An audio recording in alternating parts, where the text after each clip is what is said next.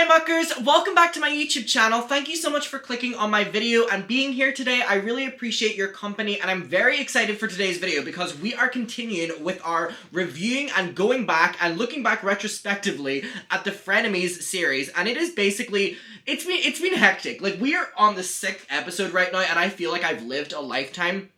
It's so crazy to imagine that, like, week by week we were getting these Frenemies episodes, and it's just like, there was just so much information happening in them all the time, and just so much drama, and it was just a bit intense. I realized that I have my main light on, and I want to turn that off, because I have my ring light on, and there's no point wasting electricity, so let's get that on. Anyway, I'm very excited for today's one, because we are continuing the tradition of the Halloween episodes, and, you know, we're just a little bit off of Halloween. Like, we're in November, actually mid-November right now, we're very far off Halloween, but I'm still mentally in Halloween, because I'm, like, mentally not in Christmas yet, which is ironic because of this, but anyway, this is another one of the Halloween episodes that we have where Ethan and Trisha are both dressed up. Now, if you remember and you watched the last one, I would really recommend that because that was the first huge fight that we had during Frenemies, and it ended with Trisha walking out, and there was just like, it was a huge, like, screaming match fight, and it was just so disastrous, and at the end of the episode, we're told from Trisha that she is not going to be coming back again, and there is going to be no more Frenemies because she is over it.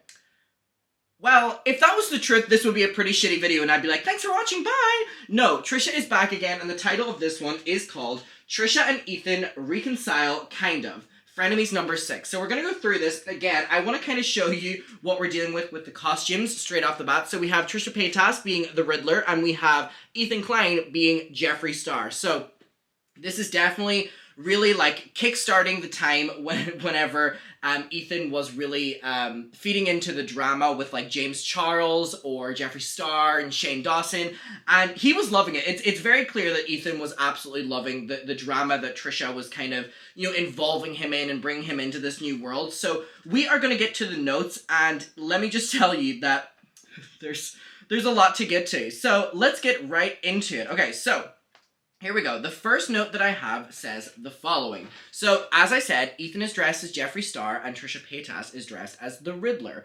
Trisha opens with the fact that if this wasn't a Halloween episode and they weren't dressing up, that she would have fully quit and she would have, you know, never came back to Frenemies, or she would have at least at a bare minimum taken, you know, a couple of weeks off, which I don't think is true because Trisha then goes on to say that this is the highest paid gig she's ever gotten, which I think it's been speculated from, like, things that Ethan have said that she was literally getting paid, like, hundreds of thousands of dollars per episode. Now, again, that's all speculation. I don't know. But anyway, this was definitely Trisha's main source of income, apparently topping off her OnlyFans, apparently topping off her YouTube, and again, she uploaded on YouTube all the time. So this was a hefty payment. Now, that was because they were getting millions of views. It was Ethan's most viewed podcast. It was Trisha's most viewed thing in years. And also, they were getting sponsorships quite frequently. And we're only on episode 6. And the more they get into the drama was whenever they were getting more and more money.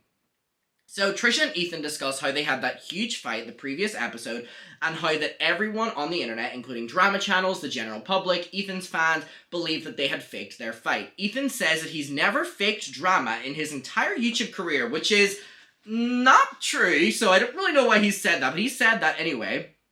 And that he said that, basically, Trisha said that she wasn't mad that Ethan called her crazy, and that was the big thing that was the drama, right? But she's more so angry that, and still to this day, that Ethan's a hypocrite, rather than something he said in particular. She's just angry that he's a hypocritical person.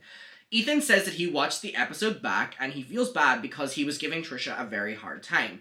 Trisha says the reason that she's seen as the bitch is because, you know, Trisha gets, you know, criticism on the internet for, like, weaponizing things against other people, but she makes the argument that, you know, you're weaponizing my mental health, you're weaponizing things with me and Moses, you're weaponizing me being a crazy bitch, but whenever I retaliate and say something back to you, that's when I'm the worst in the world. And she says that, you know, everyone's already taking your side, so there's nothing I can say, you know, to defend myself that would get people on my side, so you're winning already. And she's basically just going on a rant that, you know, she can do something to Ethan, and she's seen as the worst in the world, and Ethan can do it to her, and, you know, he's just seen as, you know, responding to her, and she finds that very frustrating.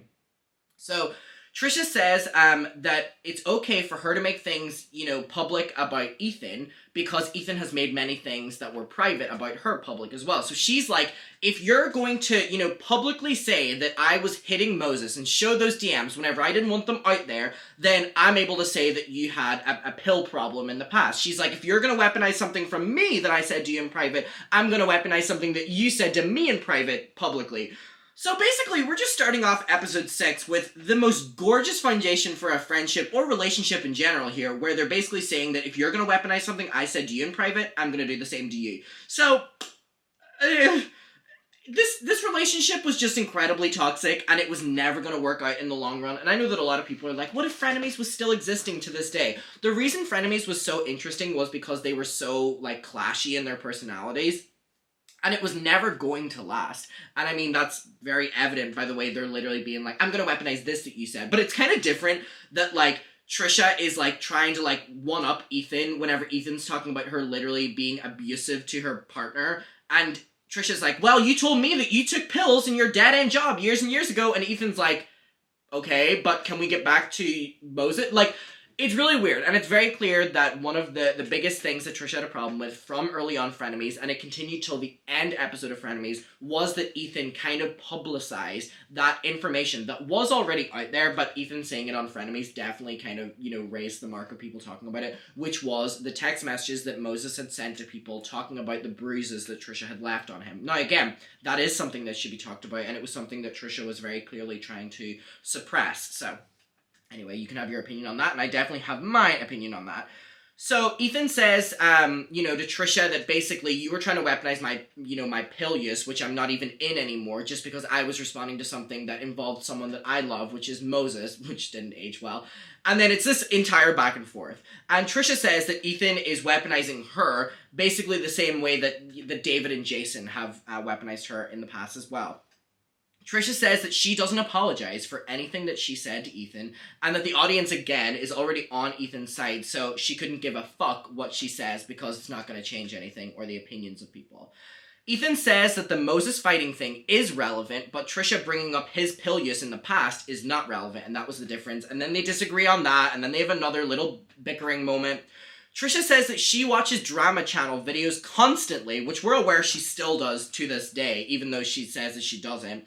And she said that a lot of the drama channels were actually taking her side because in the previous episode they were talking about Anthony Padilla, Glam and Gore, Swip, and she was basically kind of on the right side of history with that drama. And she basically said about how, the drama channels were finally on Trisha's defense and it felt good. And she was basically saying, Ethan, do you watch the drama channels? I watch them all the time. And it was basically a little conversation about drama channels there, which was interesting to hear as one. And Trisha said that she got texts from Jeffree Star and other people, basically that she will not mention, but she does go on to show the texts, and Ethan reads them inside, doesn't read them out, and is like, wow, this person is fucking crazy. Basically, that these people are angry that Trisha is talking about them on the Frenemies podcast, and they were basically telling Trisha, shut the fuck up. And she says that Jeffree Star basically texted her and said, talk to him in private instead of talking in the group chat because he doesn't like it. And she was like, I'm actually quite scared of Jeffree, and Jeffree's Shane's best friend, so that kind of made me feel bad, and I'm not really going to talk about him anymore. That didn't last very long, as we're aware. Jeffree became quickly one of the top enemies on Frenemies.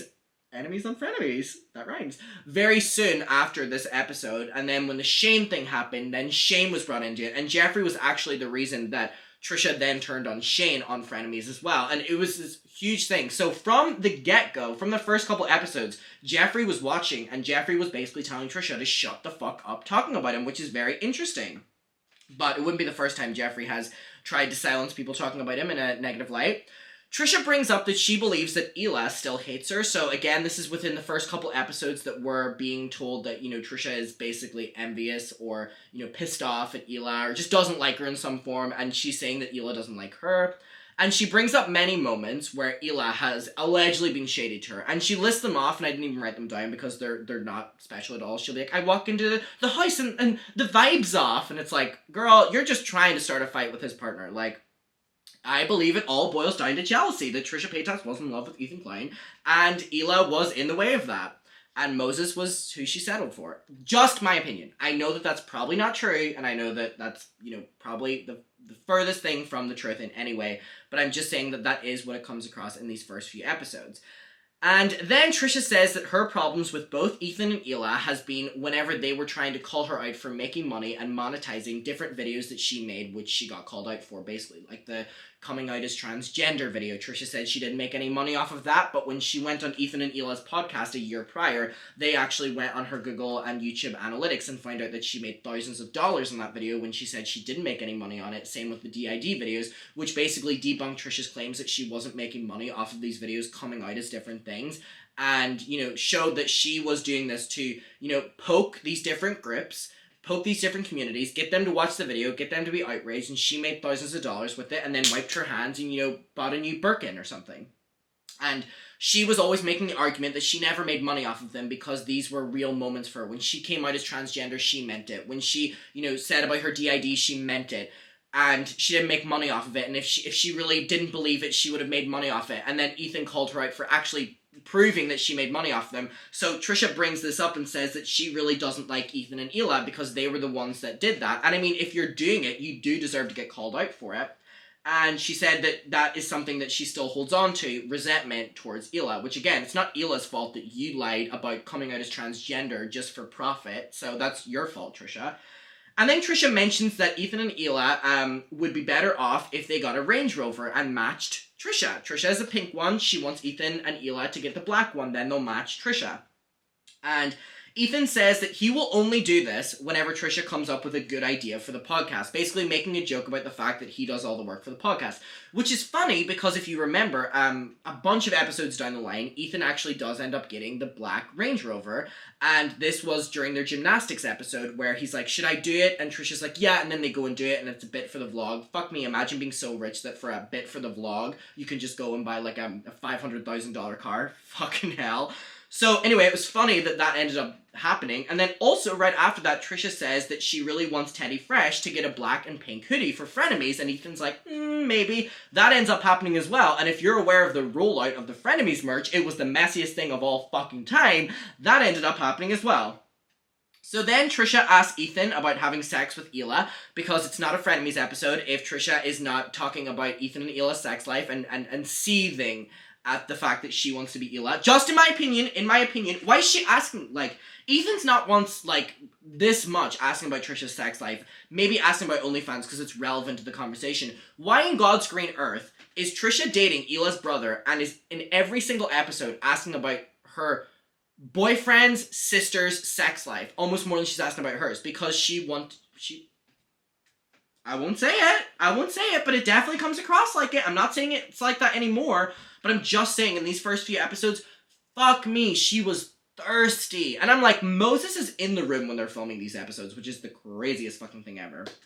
So here's to, like, further prove my point that I believe. It's not the truth, but I believe it. So Trisha asks if Ethan and Hila did have sex over the weekend because it was their anniversary.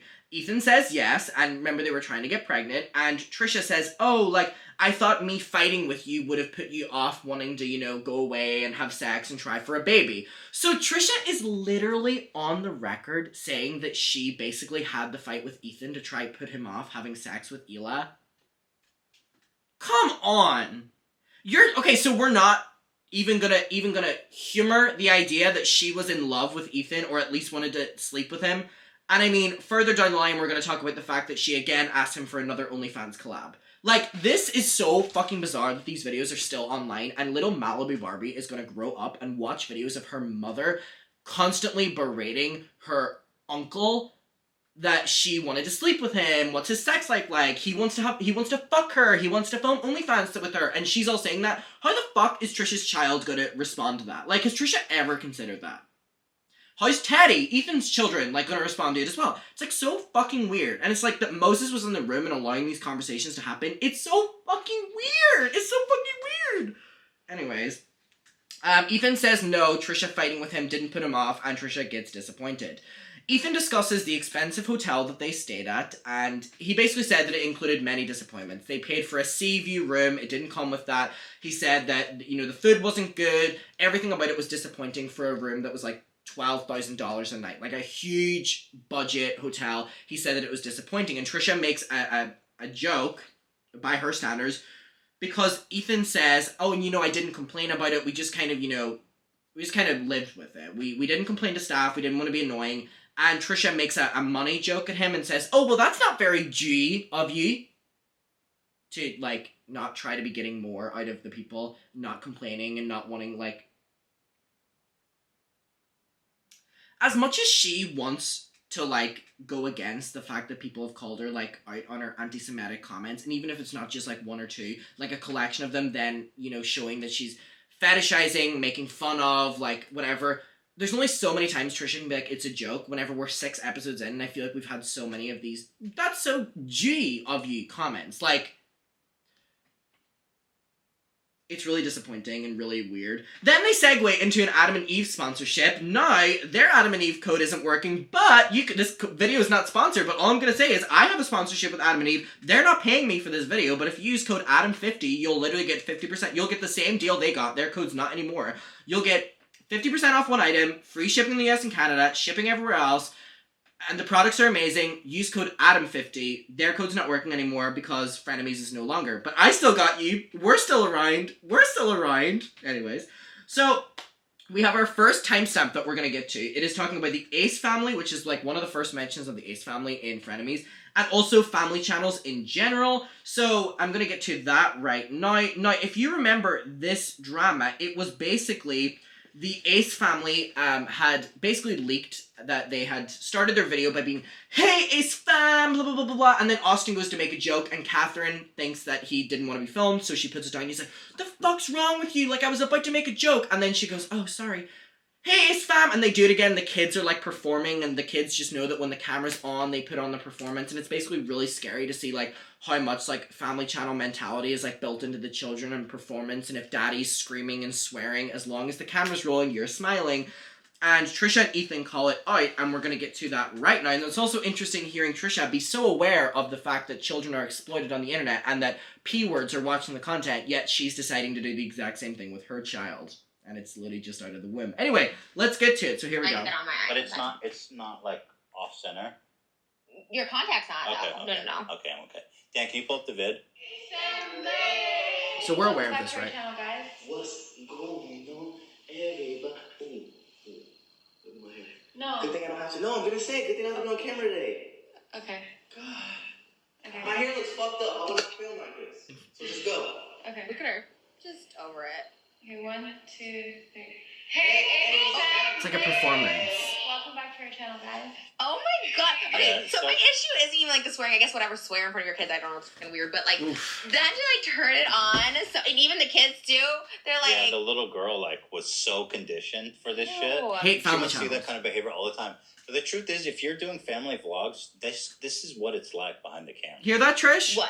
Specifically? Yeah, like, that's What is like, it's fighting, it's bickering, it's unpleasant, people are being forced to do stuff they don't want to. 1000%, but like, I mean, I used to vlog all the time, and I still do. But like, if you're like, if something's weird or you're feeling like there's some like you don't continue to film. Like I've been mad before. Like Friday, I was mad, and like we just don't do TikTok. We just stop doing it. If it's like not fun anymore, then you're like causing yeah, but friction. they probably do that every day, and they have to power through it.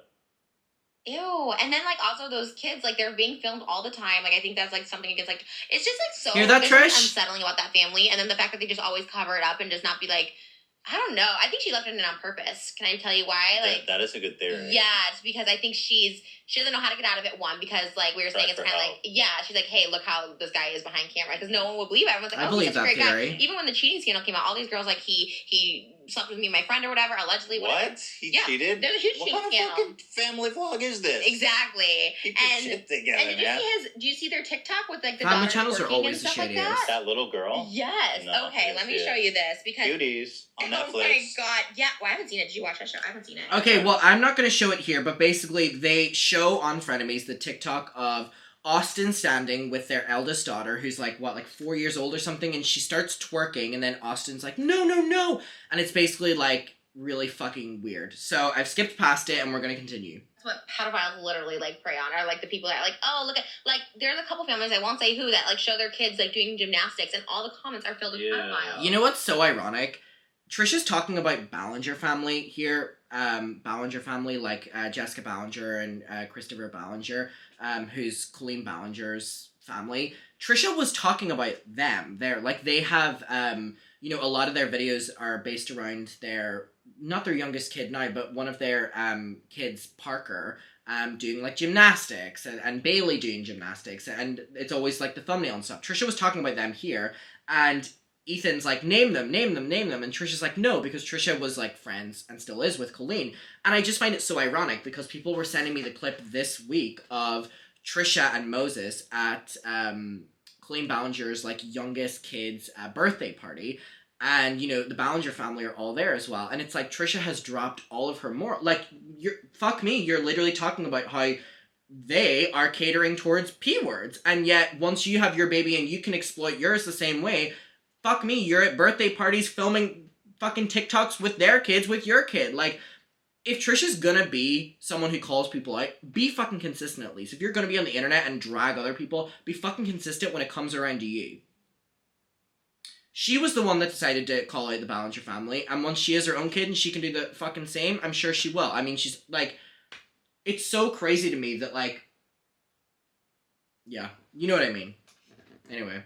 You should say who they are. See? She won't. Give me one. Because she's, like, friends with them. Because I love that shit. I mean, I like finding out about it. I just know, like, they just disable comments derailing and stuff like the conversation. And I feel like, well, YouTube disable comments YouTube does that now. Because of the pedophile. But then it's like, take down the video. Like, stop posting the kids on there. You know what I mean? There's dude watching your kids in a sexual way. That video should be removed. So even that twerking, yes, I get it. The joke is like, oh my gosh, what are you doing? But the fact that she's even shaking her butt a little bit, it's like, I don't know. There's something so off. Am I like? I feel like I'm crazy for real. Like everyone else, like it's cute. It's a little kid and her dad. It's like, yeah, but like the people watching this are gonna like literally. There's people gonna do like nasty shit to it, and like on top of, I don't know. I have an issue with it, but that's just maybe me. Maybe I'm crazy. I don't know. Well, no, I think you're onto something because like the way that she turned it back on, I feel bad for that little girl because I just feel like it's. So they're talking about how bad family channels are right now. Which one of these two now has a channel called blah blah blah blah blah family channel? Trisha, hypocrite. A family vlogger, and their son passed away. His name was it was like 3 years ago, and they literally the next day they were daily family vloggers. The next day they did a vlog where they're like, this was his last vlog. What was his name? He was 9 years old. They're like, this was his last vlog. Like, we're gonna show you, like, he played a game yesterday, and we're gonna show you it or whatever. And they just continued to vlog like nothing was wrong. Like they were literally like, oh, he died, like that sucks. And they're like, R.I.P. Like, what? And they just continued vlogging the next day. Dude, family vlogging is brain cancer. Look at Shay Carl. Where did he go? You know? Oh, yeah, just like, Shay Carl dude, those families are always so fractured because first of all, being forced to work that closely with your wife, first of all, is hard. But when you include your kids and you have to doing it on a daily basis, is just toxic. It's so awful. There's just really the best people in the world. There's just no way to do that. Yeah, and it's also not at least Ethan kept the morals up. I stop vlogging just because it's like annoying too, just to like have people on camera, even if you're like full grown adults, like every day be like, here, let's like vlog, let's like wake up and do our shit. Also, you think the kids are getting a cut of all that money? No, I mean I guess they're just getting the toys and the benefits because like surprising her with like a pink car or whatever. And it's but when she turns 18 and all of a sudden the money like. YouTube's gone. It's like, where's my money, Daddy? He has a mistress. He gets sued for getting her pregnant. And it's like all the money's gone. Yeah, that's gonna happen. You know, she's not a consenting. She. You know, it's a little rocky. It's a little. And the thing is, like in traditional media, there's a lot of laws protecting kids. Yeah. And no child who's being forced to work from a family channel, and you can be working if you're just being the sole source of income. If your name is in the title and thumbnail, I'll be Barbie, and it's like. Trisha, that's why I have such a problem with Trisha. Because she's so aware of who watches that type of content. She's so aware of the exploitation of it. She's so aware of it pulls in views, the no rights of the kid and stuff like that. Ethan's saying all this and agreeing with her. His children aren't online at the magnitude that Trisha's baby already has been. And it's like, Trisha is very aware, clearly, of the conversation around how dangerous family channel and having your kid from the moment they're born online. But once she has her own and she's able to make money from it, I guess. That's why I call Trisha out so much on this. Because she spent so long attacking other people for it. And she seemed smart enough to know about it from the time before she ever had a baby. But whenever she was able to have the baby... Oh, she doesn't want to talk about drama anymore. She doesn't want to talk about Ethan anymore. She doesn't want to talk about Shane anymore. She doesn't want to film any other content that doesn't revolve around holding a baby in her arm and Malibu in the title. Baby in the title. My first with the baby this time. Because it pulls in views. Because that's what family channels do. But she's aware of this. Anyway. Existing YouTube. That's what I'm saying, is like, they're being filmed. They probably film 24 hours a day, and they're probably only using like little clips of it, but it's like, yes, those kids should not be being filmed because they are working, and that's fucking, that's really? messed up. That like, little girl with her crop top off. I mean, she's literally 4. I get like a 10-year-old with a crop top, maybe, but like a 5 or 6-year-old girl, like crop top and shaking her butt, like, it's weird. And like, if you don't think it's weird, then there's something wrong. Well, especially to film it, because like that's a sketch they made, so he was encouraging her to do. That's what I'm saying. Yeah. You could have stopped it before the ass shaking or something. You know what I mean? Like, just, if you're No, trying he to wanted that to happen. That was part of their plan. That's what I'm saying. But if you're trying to, everyone knows the trend. They know what she's about to do. Just like he did the WAP, and then she like walks in on him while he's like grinding on the floor. So there we go. We have 2 very different conversations happening there about how inappropriate that TikTok was with the Ace family, and then also them talking about how dangerous family channels are in general. So there we go. We have that. So then we have a quote from Trisha that says, "I've now became the drama channel and I'm going to talk about everyone," Trisha says, which is ironic. And then Trisha starts discussing randomly, how Charli D'Amelio is very boring. Charli D'Amelio was like 15 or 16 at the time of this, by the way. And says that these TikTok people, right after she says, you know, about Charli, she goes, "These TikTok people will become prostitutes in a few years." About all of these, like, kids on TikTok, by the way. And then it's like, and then that's about Addison Rae. Because she realized that she's literally just said, been talking about Charli D'Amelio, a 15, 16-year-old, and then goes, "They're going to become prostitutes in a few years." And then goes, "Oh, I'm talking about Addison Rae whenever I say that, because Addison Rae was older." Very weird either way. Very weird either way. Ethan says that he feels bad for people like Dixie D'Amelio, Bella Poarch on, you know, TikTok, because so many people give them a hard time for just doing something they love. Trisha says, in response, that they signed up for this life, therefore they deserve the hate. Okay. Trisha says that when she and Ethan get matching cars, they should film their OnlyFans collaboration there. So back to her talking about how she wants to have sex with Ethan. And then Trisha and Ethan are discussing their anti-depression meds, and Trisha randomly just states that whenever she was on a certain kind of medication, she drove off a cliff, which she never really explains further. She just kind of says it randomly. Just wanted to include that. It was quite shocking to hear. And then the last thing I have is final timestamps that we're going to get to. So let's get to them right now. So it is 1 hour, 9 minutes, and 33 seconds. So let's get to this. A rap, he talks about being sad all the time. Okay. Shout out Scotty Sire. Sad Vlog Squad dragging incoming. Vlog Squad. Stop going to parties with people over 100 people and not wearing fucking masks. That's another dumb thing. Bitches. That's another thing. You guys are 30 now. You're not cool and young and hip. There's Sorry. so many COVID parties going on. So many COVID parties. There was one at David Dobrik's house. This goes to show the timing Frenemies started. And David hiding from it. David is just more problematic than all of them combined. They're all idiots. Then they went to a roast after where there was fucking like audience and shit. And it's like, yeah, they could say, "Oh, we all got tested." That test doesn't count if you go and party before. Like, no, exactly. They're so stupid. I have to say, you're pretty woke about COVID. I like that a lot. I'm so woke about COVID because I was like, okay, one, I see my parents. My parents are like in their 60s, so I'm very like that. Well, in general, also I don't see people in general, but also when I did like 4 OnlyFans collabs, and we'd always do the COVID test before because one of the girls was pregnant, and so we did like a COVID test before. And there was one girl in particular who was like a young TikToker, and she's like, "Yeah, babe, like I got the COVID test," but then I saw her like the night before going to a freaking party, and I'm sorry if it showed my age. I called that bitch out. I'm like, "Bitch, you went to a party." She was, "Oh, I got tested." I was like, negative. Doesn't work I was like that. You were at a party last night. Like, how are these? But these people are like actually vapid and stupid. Like, they actually like don't like, especially that Vlog Squad group. They actually don't think they're doing anything wrong. They're like, "We're young, we're rich." It's literally illegal in LA to do that. Literally illegal. Yeah. This was always one of my favorite moments in Frenemies, because this was when we were like all in it together, like all isolated, all, you know, quarantining. So to see all these influencers partying was so frustrating. Then to have influencers with these huge platforms like Trisha and Ethan calling them out on the daily was almost like exhilarating to watch. And it was almost like so like, yes, someone's calling them out like them. And I really, really, really enjoyed it. And it was always one of my favorite things that they ever did. But also, it's funny watching Trisha be like, you know, like, I don't like the Vlog Squad, and here's why.